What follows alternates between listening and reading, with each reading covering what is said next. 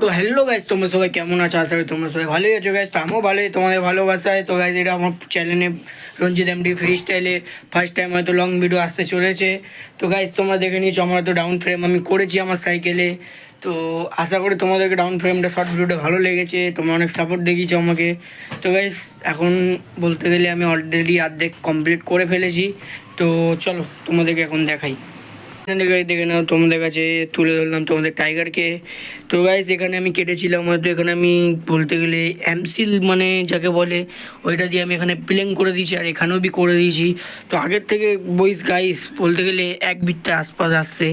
তো এটা বলতে গেলে একদম বক্সেরই ফ্রেমের মতনই লাগছে, শুধু কি গাইস, তো আমার বাজেটের মধ্যে নেই বলে আমি বক্সের ফ্রেমটা আমি কিনতে পারিনি।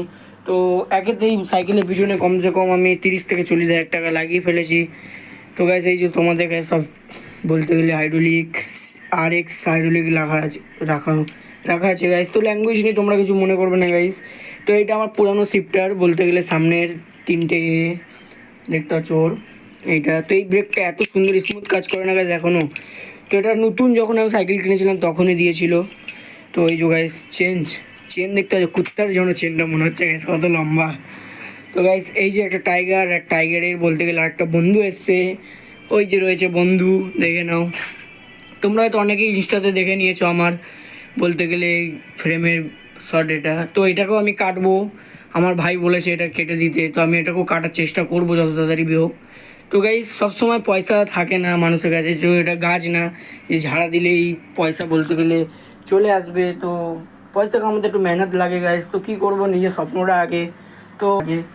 তো গাইস, তো চলো বেশি বকবো না। তোমরা গিয়ে যা বলতে গেলে যে আমি ওয়েল্ডিং করছিলাম যে ফ্রেমটাকে, সেই ফ্রেমের ওয়েল্ডিং ভিডিওটা তোমরা গিয়ে তাড়াতাড়ি দেখে আসো। তো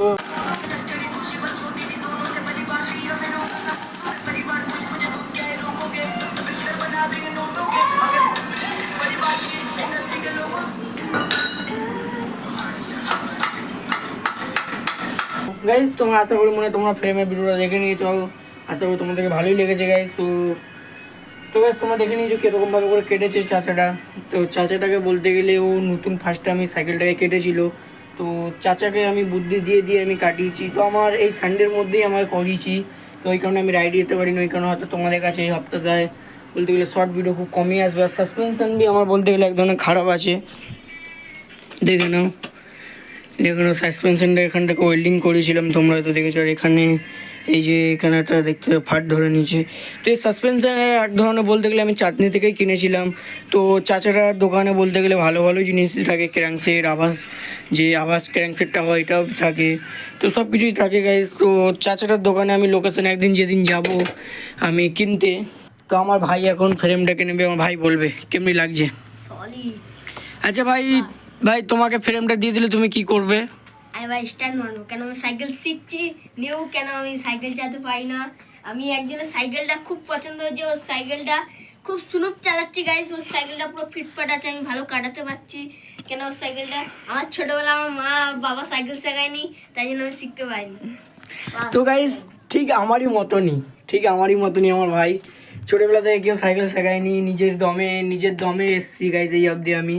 তোমরাও আমাকে সাপোর্ট করছো বলে আমি নিজে এই অবধি এসছি, আর আমি যতটাই পারি তোমাদের কাছে তুলে ধরি। তো আমি এখন বসে উইলি ট্রাই করবো, স্টপি রোলিং স্টপি এখন সব শিখছি আমি ধীরে ধীরে, সার্ফিং সব করে নেবো। তো গাইস, একটা ছেলেদের স্বপ্ন কি যে নিজের পায়ে নিজে দাঁড়ানো, বলতে গেলে। আর বেশি দূর আমি ভিডিওটা করে নিলাম না, হয়তো এটা তোমাদের কাছে ছোটোই লং ভিডিও এসছে। তো তাড়াতাড়ি আমি ভিডিওটা তোমাদের কাছে তুলে ধরবো, আরও এর থেকেও বড় বড় লং ভিডিও করব। তো ভিডিওটা যদি ভালো লাগে লাইক করবে, শেয়ার করবে, আর অবশ্যই একটু ভাইটাকে সাপোর্ট করবে। তো এক্ষুনি বাই বাই।